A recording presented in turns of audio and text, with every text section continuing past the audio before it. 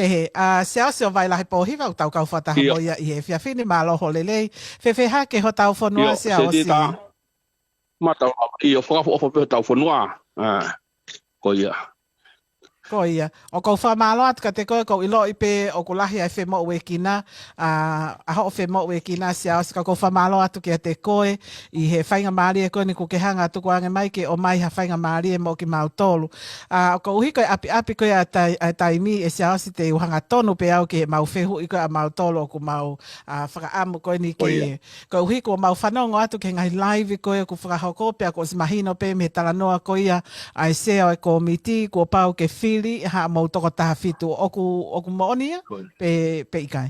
Iyo. Ko tu ko ni ko pau ke FILI mo toko taha fitu Setita ko tu'u ni ai POATE.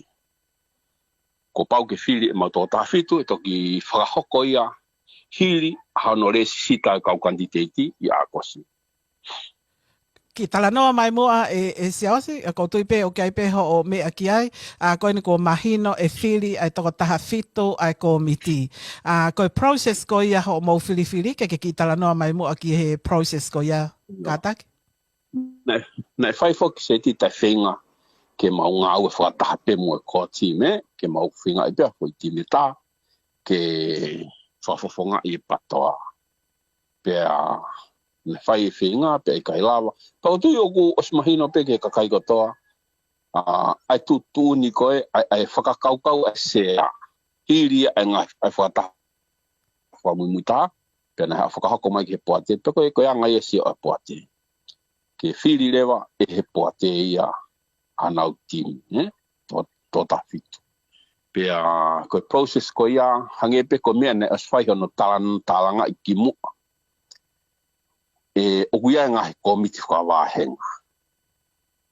Ke mau whakangongo ke ngai komiti whakawahenga, ke nau o kumi mai e nau kandidati. Foki pe ke kakai, ke nau tala mai ko hai e kandidati, me he wahenga ko ia. Sai ko hiri ko ere sisita, pe ai toki ui rewa ai kau kandidati. Ko kau kandidati ko ia koe ka FILI ia, me he POATE. O mai pe moia kau he komiti ngai wahenga. Ko os whanonga koe ngai wahenga e kosi. Mahino mai e nau kau kandidati ana tolu, taku nau kai ke lawa o tatari ke au ke os eresista. Ka ko mau whakahauka ki pe tuai, tukuange ia, ka maulere e mau porokama whakamama. Koe mau tau moa e hanga he mama e mau whakamama o ange ha whainga maari e maae kakai ke nau whai ha FILI whakapotapoto. I he mama o nau mau me whakamama te mau whai. Koe. Ka koe nau o mai koe, i mama koe ia te nau lawa o mai ai kau kandidati.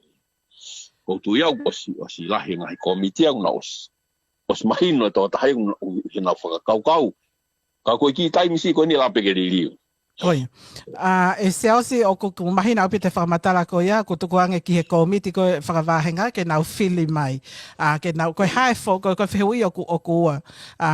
Whihui ulaki koe hae founga o ku ngau ia ke ngai komiti whakawahenga ke ono FILI mai, pe o ku nau FILI pe nau tolu, pe o nau whakahoko savea, pe o koe hae founga koe ngau ia ki ua ki ai, koe hanai hono uhinga, o ku taria e komiti ke toki whai ai FILI I he osi KOIA ai le sisita. Ko tutuni e komiti e Setita ke tatawhai pehe ngai komiti e nau whonga. O koe ngai komiti ni huna koe ke ulope ko ngā whiwhi na whanki sawe e kakuna osi lao po whai nau talatala noa holo o maupe ai e nau kandidati. Nau whataha. Whataha katoa he koe upeheni. O koe ngai komiti o koe whawhonga me ngai komiti whakakolo. Pea kuna whataha mai, hange koe wahenga e taha.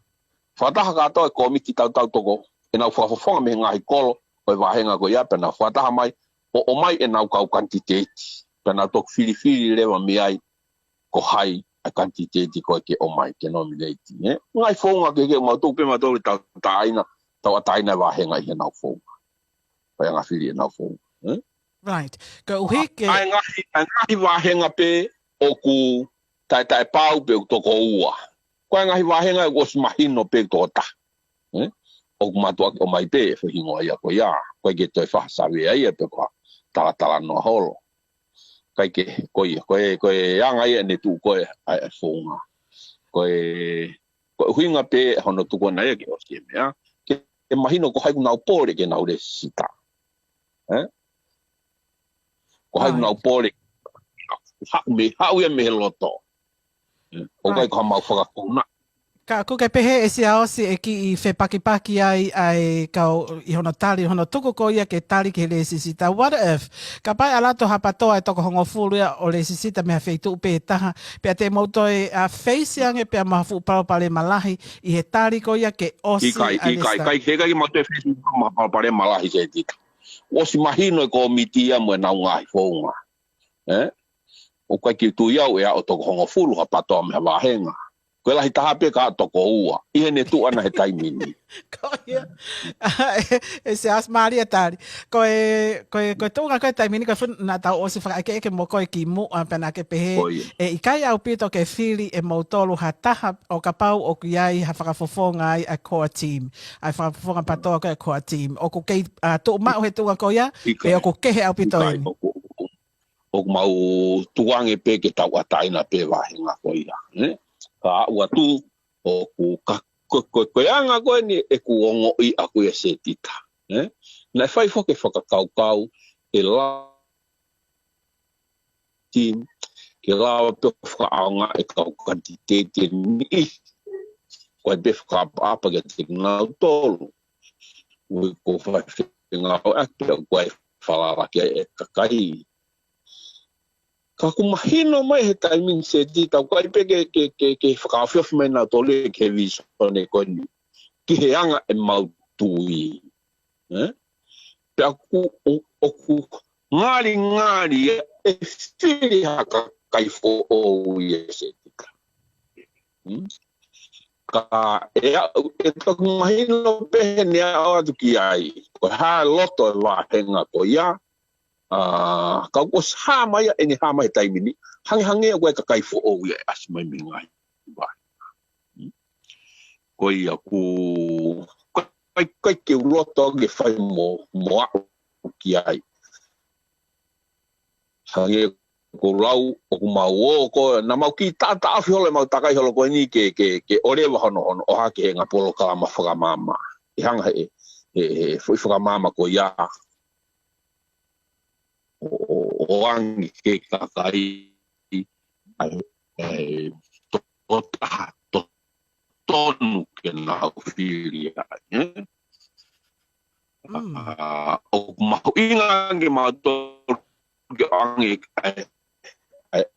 ai mama kai la taha information o ange kakai ke mau Komatunga mea e ki moto mai e Siaosi o whakamatala Siaosi ka pau e ki. Ka whaiwhange ua o dia Setita ko kakai fo o. Pia koe ne o koe anga ia ngawe. Ka take pe ki moto mai ka Siaosi whamole mole pe ka pau e toi on mai pe Siaosi o ko ki maari AUPITO ngai whakamatala ko ia ko mai Siaosi he whiawhini. Ka pau ke hamo whehui, please ring up. He kai te ke tā mai ko hui o ko rotonga ngau mea ke Siaosi ai messenger. Ka pau ka hawhehui pa ke tohi mai pe i he tau pesi ko uhi ke o hanga o eke ia ki he ke whafofonga. Ka o ko maari AUPITO ngai whakakaukau to tonu pe ke ngai mea lahi ke whai ki ai tala noa Siaosi malo.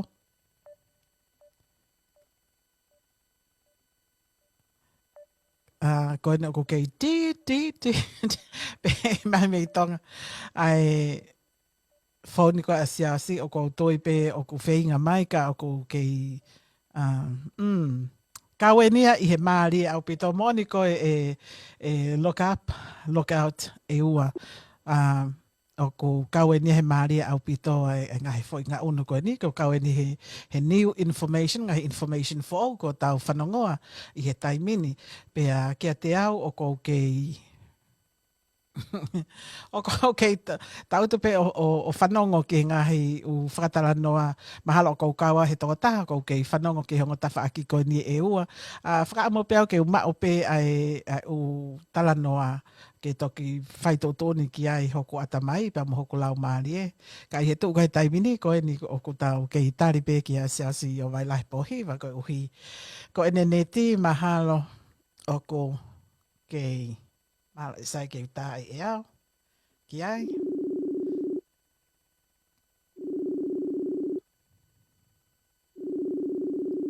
Come on, Siaosi, pick it up.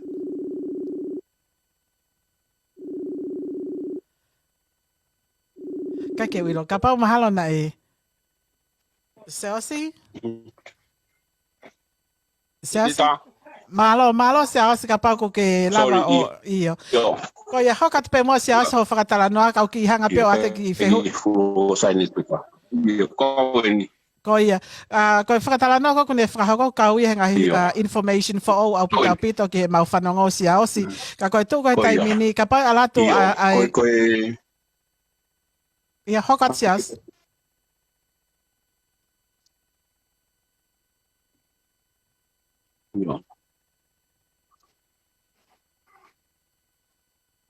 Io. Oku ia e ni no ko no sio ko ki hangi ko ku a mio ngau e ko ni ai ko team ki fai ha fa ma pa mari na asi ha pe hinga hinga ko ia ke ngai wa hinga ke na tala no mo na ra fa ta pa na to kiloto ke pa to ko mai ko ke mau loto mau kau no ka he ilo Setita. O tau teka pe common sense. Oia, we Siaosi. Hanga mau pe he tau interneti o mau e tau ngai polo kalama. Siaosi? Kaike. Mahalo pe ko ki mahino pe ko kore ki a vau pe mo Michelle ke mo mai I he taimini he ki fo I taimi ko ni o ki moto mai ai tonga ka ki he information ko ni e Michelle o ko whakatalanoa mai ki ai a Siaosi ko e haho wakai ki he ka te au ia o fo AUPITO ka te au information ko e ni pe o ko Siaosi kei mate mai pe Siaosi, kei tā mai pe ka ku mate mai pe ho neti. Kai pe mahalo ke alu ki ke Siaosi ko ke whanongo mai? Ia, ko whanongo atu. Au mau pe he tau interneti Siaosi tau polokalama. Ko ia. Asi ngā ko he mau ki te mau misnare pe ko ia uia. Ko ku mai pe apiao. All right. Ia. Kai ki tala no mai mua Siaosi he tuunga ko ni ko uhi o ku pau pe ke tau siofe u tawhaaki ko ni ka pae tuku ai savea ke whakahoko ngai komiti ko whakavahenga. Ko ha ai te ria na nau no whanofa pina toho nau loto whare pa nau tuu mātara mai ko mea mo mea ke fili pe ko mea o ku loto ke kakai o vahenga. Ko pau pe I he tuunga pe he ke iai ha whahinga mechanism o ku pau pe mo ha whaunga o ku pau hange ko savea ko na whakahoko tanga tapu uruaki mau pe pau AUPITO. Ko uhi au tau deal he ni pe moiongo ai kakai pe mo oni pe mo totonu. Siaosi. Io. I ngahi wahenga koe o kupoa I he tōta. Ai candidate ai PTOA. O kunau hanga whai savea ta taunga savea ko whai tonga tapu uruaki. O koe candidate ia hange ko kau ngahi wahenga koe nia na ia kau whafonga lolo tonga. O whataha pe ngahi komitia o sia wahenga e whataha pe ngahi komitia ai komitia whaonau o mai na tolo tā noa ko hai hato taha una o mai na ngahi I ngō kia pe whataha I pena tā noa pa una uloto ko hai kanti te ke o mai. Ka koe kai ke awea ki he kakai o tala noa I pe ki nau tolu? Ngai tata toko wā kunau fōi process koe no whai ki savea. Right. Koe whakafofonga e wahenga. O kuea whakafofonga kakai me ngai kolo tata. O na o mai ngai ka quantity. Okay. O ke ham o tau whenga pe whakeni e Siaosi ke ata mai ki tua o ke ha ata anifea pe ku iai ha ata whiriwhiri manako. Iyo. Okay. Ko hinga ka no pe he ku o ku mau i ngahi koloni i ko ke na to loto ke te whakakau mai quantity motua. Mahino o ku nau tala noa i rewa. Na e anga whewhe e nau ilo o kui kai toi loto e kakai o wāhenga ki he whakafofonga motua. Na ia ha whahinga anga whewhe na peko tala noa bea maha toko tātoko ua. Setita. Ko mau ostui ko timia ko nau he nau tolu. Na mau whakam ke nau foki mai. Te hange koe lau. Tatau na tomo kau quantiteti koe ko PTOA ia. I anga e mau tui. Na mau ange whainga maari ke mau tala noa, pena o mai ke mau ngai whataha. Kaku mahino mai, kai ke nau whiha nau tolu ke mau tolu. Pau mau tui mau tolu nau mawahe nau tolu. Pau kuhanga rewa he kuwahenga koe o fili hataha fo o. Pe whakaukau hataha fo o, ke o mai ko hono whetongi. Pau nau o mai e ngahi hingo. O whanongo ki ai, na ia e ngahi hingo, na o mai me ngahi wahenga, me ngahi kolo, o nau tala noa. Koe ke uroto ke uhanga o kau noa ke nau mea na e whai. Ke nau ko whanonga ko sea nau quantiteti. Ai wahenga kon ko hinga ko tala noa ke. Ko sea nau quantiteti fo ua na to. Ke whetongi nau whafonga lalotonga. Pea kou whafongo na nau haupe nau tolu mo nau kau quantiteti me he ngahi wahenga. Na nau o tala noa holo ko hai e o mai. Ko mea ia koe o mau whihi ai e Siaosi. KOIA. Koe tala noa mo hai, tala noa mo e toko whiha. Tala noa na e whaunga whewhe e tala noa, na e whakataha ki ha holo e whanua. We cannot have anything perfect for now. We're running out of time. Na whai e ai ngā au e whakaam ke mau ngā au whakataha. Koe le rei taha e te mawala whai he taimini. Ko mau tuku ke ngai wahenga ke nau hanga o whakaukau ko hai whonga te nau o mai ha nau whakafofonga.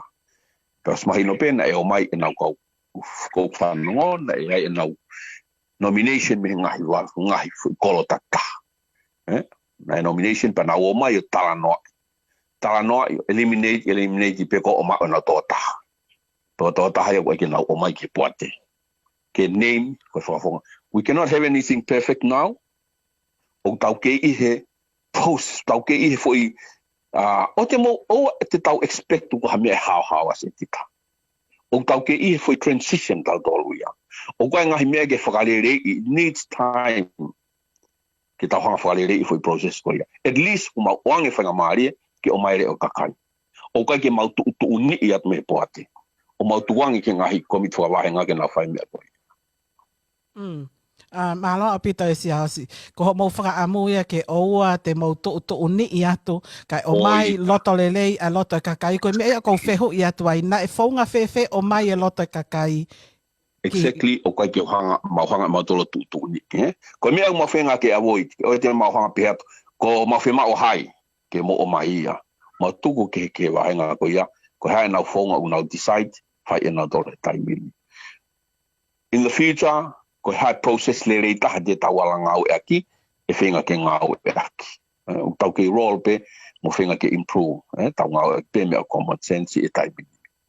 Pea ka aloto pe e Siaosi o ku ki he kau patoa, ngai wahenga ni i, o ku nau kei loto pe, ki ha whakafofonga lolotonga, te mautari pe?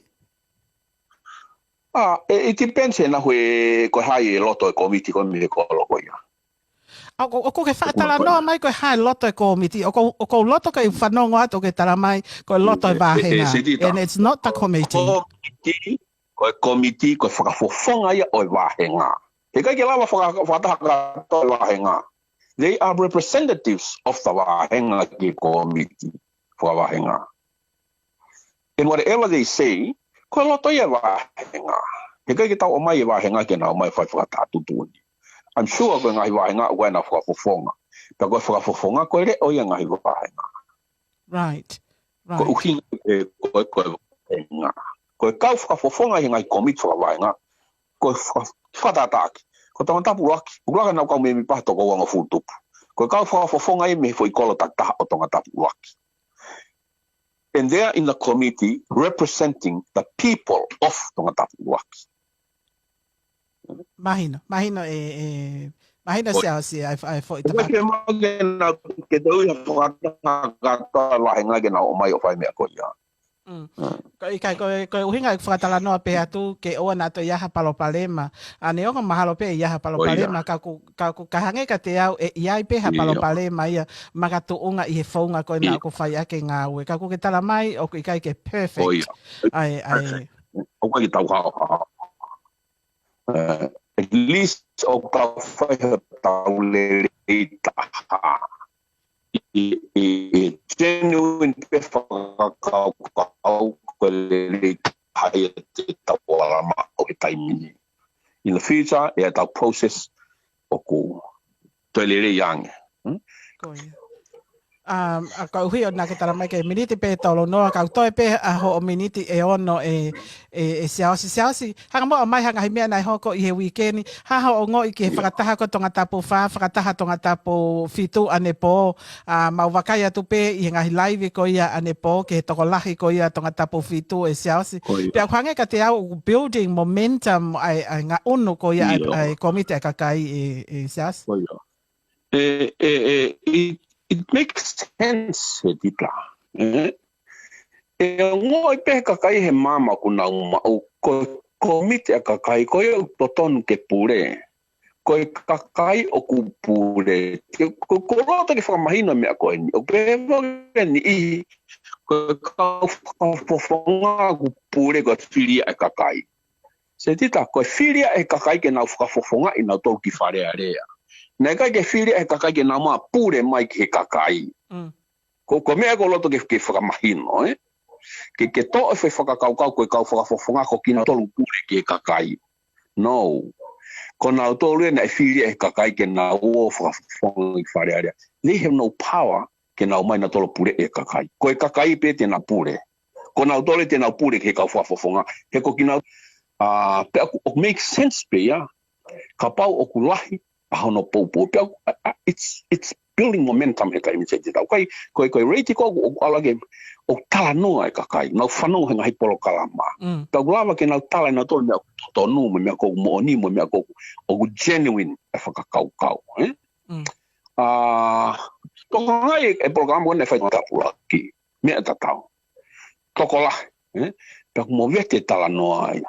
So o hiki tope. Ai māwange ngāwe ai komiti, koe ka mea ke tau tai tokai ai KAKAI, ka tau atu ka whetu, tau keu lelei ai holo KOIA, ai Fokotu'Utu'U polo kalama. Pea ko mea ko whiawhia hono tuwange ke KAKAI Setita, he kuanga KAKAI o whai ngāwe. Ko nau tole ku nau teu holo ku nau orange mea kātoa, ko tai mea pūrea KAKAI, kuanga KAKAI ku nau mawhai. The organize. Na ui e ngai whataha. Ko whataha koe ne te hoko koe tonga tapu fitu, mea tatau pe. Pako feedback me ai, feedback le rei AUPITO. Nau pehe kau i he polo kalama, whakamama, whakafofa AUPITO. Mahino, pea mahino AUPITO ngai matuunga e kumawahi. Anyway, o lawa ke tau tala ai, I pick up a momentum ai KAKAI, e nau tui, mua nau mui, ki he POATE koe ne KAKAI. Ki aia, o uhinga maari. It makes sense pe ia. He kaha mea ia o uhinga maari e ahi pe kia e KAKAI. Koe tuai pe e ne au atu ana ki a nau polu. Nē tala loto maari e ia. E toa taha ani pō na ni pehe. Nē loto mamahi ia. Ia kumawahi. Teu e ne ke o mai ki hao. Pene whanong o koe ku ngai polo kalama. Pene peke tuku e tohika ki whanong. O ala pe o se polo kalama. Kumawina maari e ia ki ai uhinga. Koe tau mua e whakamama Setita. Koe ki mautolo tātu. Mohtui me ka mautolo. Mui me ka mautolo. O mau mooni mautolo. All we need is just provide information. Ko mea ia kakai mautui ki ai. I mama kuna mau ke na fai tutu. Tau atai. Ko ke whamalo i ke na to. Ko ai ko tau mua mo ma pena tala loto pe to ta. Ai ani po. Kai ke Malo apito. tau ai. KOIA. Pe ko to tonu pe ke